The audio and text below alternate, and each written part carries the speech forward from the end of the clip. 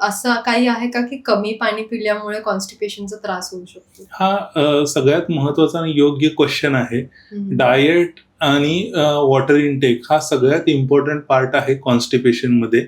समजून घ्या तुम्ही. मी एक छोट्याशा उदाहरणामधून तुम्हाला समजून सांगतो. समजा आपण एखादं पाईप आहे, त्या पाईपमध्ये फक्त माती टाकलेली आहे आणि ती ड्राय माती आहे. तर ती ड्राय माती जर आपल्याला पुढे किंवा सरकवायचं किंवा काय हे असेल तर ते शक्यच नाहीये. नाही, बरोबर. तसंच जर आपण वॉटर इनटेक इकडून टाकलं आणि वॉटर इनटेक फोर्सफुल टाकलं तर ते सगळं माती बाहेर पडेल. तसंच इंटेस्टायनल मोटिलिटीसाठी सगळ्यात इम्पॉर्टंट काय असतं किंवा पुढे ढकलण्यासाठी काय असतं, तर वॉटर इज व्हेरी इम्पॉर्टंट.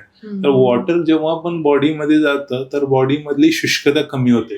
शुष्कता कमी होते म्हणजेच काय, याच्यामध्ये मलमध्ये जो ड्रायनेस आलेला असतो तो ड्रायनेस कमी होतो. त्यामुळे इझिली मोशन जाण्यासाठी हे होतं. त्यामुळे हायड्रेशन इज व्हेरी इम्पॉर्टंट.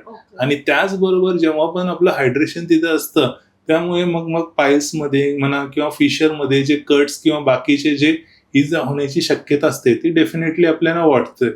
तिथं तर कमी होतेच, प्लस ओव्हरऑल वॉटर इनटेक सगळ्या बॉडीसाठी आवश्यक आहे. त्यामुळे वॉटर इज मस्ट. ओके. मगाशी तुम्ही बोलताना म्हणलात, की पाणी आणि फायबर इनटेक जास्त चांगला पाहिजे. बरोबर. तर मग अशा कुठल्या पदार्थांमध्ये फायबर्स असतात आणि कसा त्याचा इनटेक डेली केला पाहिजे का कशा पद्धतीने त्याचं इनटेक झालं पाहिजे? फायबरमध्ये सगळ्यात लक्षात घ्या, फायबर्स हे सगळ्यात जास्त कशामध्ये आहे तर रॉ फूड्समध्ये आहे.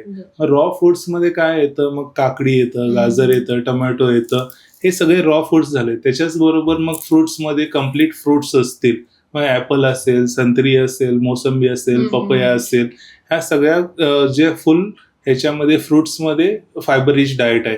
त्याचबरोबर जर पूर्ण जर कडधान्य मध्ये जर बघितलं आपण, मग बाजरी असेल किंवा गहू असेल, हे ह्याच्यामध्ये पण फायबर रिच डाएट आहे. तर या सगळ्या गोष्टींचा एकत्रित परिणाम असं होतं की ते फायबर रिच डाएट असल्यामुळे मोशन इझिली पास व्हायला किंवा बल्क लॅक्झेटिव्ह म्हणून हे काम करतात. त्यामुळे मोशन ऑटोमॅटिकली प्रॉपरली निघायला आणि कॉन्स्टिपेशन पासून प्रिव्हेंट व्हायला खूप याचा मदत होतो. याच कारण याचं डायरेक्ट शोषण होत नाहीये, तर ऍब्सॉर्प्शन कमी असल्यामुळे ते बल्क फॉर्मेशन मध्ये करतं आणि बल्क फॉर्मेशन करून मोशनला प्रॉपरली बाहेर काढतं. त्यामुळे fibre is must in this case. आणि वॉटर इनटेक तर मी मगाशी सांगितलं तसं वॉटर या ह्याच्या गोष्टीला डेफिनेटली हेल्प करतं. ओके. आणि ऑपोजिट टू दिस, की कुठल्या फूड्स नाही कन्झ्युम केले पाहिजे जेणेकरून कॉन्स्टिपेशन किंवा पाईल्सचा त्रास होऊ शकतो पुढे? सगळ्यात महत्वाचं लक्षात घ्यायला काय पाहिजे, आपल्या बॉडीमध्ये हायड्रोक्लोरिक ऍसिड जे आहे किंवा जे ऍसिड सिक्रेशन आहे ते लिमिटेड प्रमाणामध्ये आहे. तर ऍसिड सिक्रेशनच्या हिशोबने जर आपण विचार केला तर आपल्याला लो, मीडियम आणि एकदम हाय या प्रकारची कॅटेगरी करायला पाहिजे. लो फूड्स म्हणजे काय, जे पचायला इझिली म्हणजे किंवा सोपे आहेत. मग ते फूड्स कोणते असतात, वरण भात झालं, डाळ भात झालं, भाजी पोळी झाली, ह्यांचं डिग्रेडेशन जे असतं ते 4 ते 6 तासामध्ये होत असतं. मीडियम फूड्स मध्ये काय येतात की थोडंसं जड अन्न जे पचायला हे कठीण आहे, ज्याच्यामध्ये मग बर्गर असेल, पिझ्झा असेल, ह्या फूड्स जे असतात त्यांना 6 ते 12 तास कमीत कमी लागतात की आपल्याला डायजेशन करायला. आणि थर्ड स्टेज असते की ज्याच्यामध्ये सिव्हिअर आहे, ज्याच्यामध्ये पचनशक्ती कमी होते. फॉर एक्झाम्पल, आपण एकदा नॉनव्हेज खाल्लं तर ते पचन व्हायला आपल्याला 12 ते 24 तास लागतात. म्हणजे थोडक्यात याच्यामध्ये काय समजून घ्यायचं आहे की आपलं ऍसिड किंवा आपलं पचनशक्ती जे आहे ते ह्याच्यामध्ये खूप कमी होते, ती याच्यामध्ये खूप खर्च होते. मग पचनशक्ती ज्याच्यामध्ये जास्त खर्च होते ते फूड्स आपल्याला अवॉइड करावे. मग ते फूड्स कुठले आहेत, आता मी जसं सांगितलं सगळ्यात बेस्ट कॅटेगरी कुठली आहे, जी पहिली कॅटेगरी जी माइल्ड मध्ये येते, जे 4 ते 6 तासामध्ये तुमचं अन्न व्यवस्थित पचवते, ती कॅटेगरी म्हणजे कुठली, मग तुम्ही फ्रूट सांगितलं, मी व्हेजिटेबल्स सांगितले, ती कॅटेगरी. सेकंड मध्ये काय येतं की जे मॅगी, पिझ्झा, बर्गर जे आहे, जे पचायला 6 ते 12 तास लागतात, ती कॅटेगरी आपण शक्यतो अवॉइड करायला पाहिजे. आणि नॉनव्हेज किंवा हायली स्पायसी फूड्स असतात ते आपण जेवढं अवॉइड करू तेवढं आपल्यासाठी चांगलं आहे. आता मार्केटमध्ये असे बरेच चूर्ण वगैरे येतात जे डायजेशनसाठी असे क्लेम करतात की डायजेशनसाठी ते चांगले आहेत, तर ते घेणं कितपत योग्य आहे का त्याची काही गरज नाहीये तसं बघायला? लक्षात घ्या की चूर्ण किंवा काही औषधं जे येतात, 2 प्रकारचे चूर्ण येतात. एक तर लॅक्झेटिव्ह असतात आणि एक जे असतात ते पचन करण्यासाठी असतात. कोणत्याही गोष्टीचा अतिरेक केल्यानंतर त्याचा विपरीत परिणाम होणे डेफिनेटली हे आहे. बाजारामध्ये मार्केटमध्ये जे येणारे चूर्ण जे आहेत ते लॅक्झेटिव्ह येतात मोस्टली. जे लॅक्झेटिव्ह चूर्ण आहेत त्याच्यामध्ये जे तीक्ष्ण प्रकारचे जे द्रव्य असतात ती प्रकारचे वापरले. फॉर एक्झाम्पल निषत्तर असेल, त्रिवृत्त असेल, या प्रकारचे. म्हणजे हे द्रव्य कसे असतात की सगळं खरडून मोशनला पूर्ण बाहेर काढण्यासाठी वापरले जाणारी औषधं आहेत. ही औषधं जी असतात की माइल्ड फॉर्ममध्ये जेव्हा आपण काही वेळेला सॉफ्ट लॅक्झेटिव्ह वापरतो त्यावेळेला ते काही दिवस डेफिनेटली चांगले असतात. पण हीच औषधं आपण जी स्ट्रॉंग लॅक्झेटिव्ह असतात ती जास्त वेळ जर वापरली किंवा जास्त दिवस जर वापरली तर त्याचा परिणाम असा होतो की इंटेस्टायनल मोटिलिटी किंवा आतड्यांची जी मुवमेंट असते ती हळूहळू कालांतरानुसार कमी होते.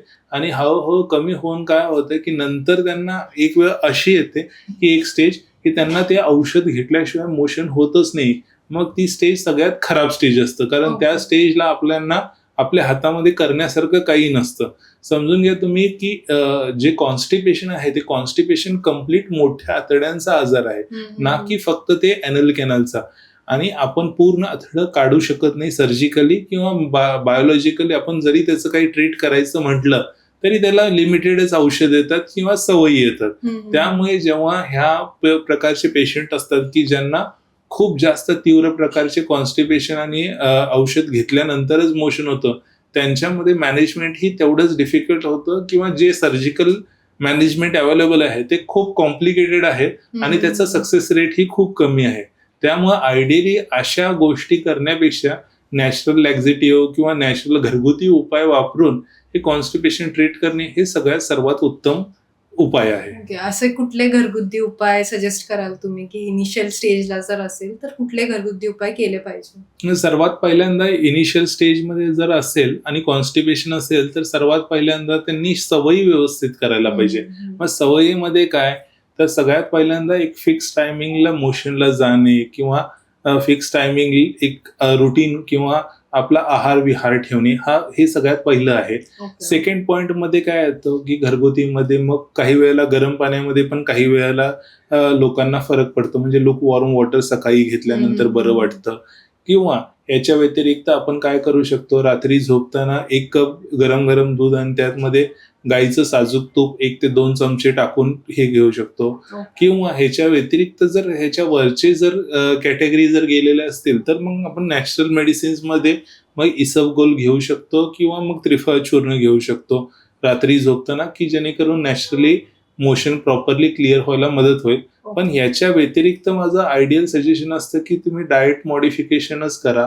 Water intake should be adequate, sleep व्यवस्थित प्रॉपरली घ्या आणि मेंटल स्ट्रेन थोडंसं कमी ठेवा, जेणेकरून ह्या सगळ्या गोष्टी इझिली मॅनेज व्हायला सोप्या पडतील.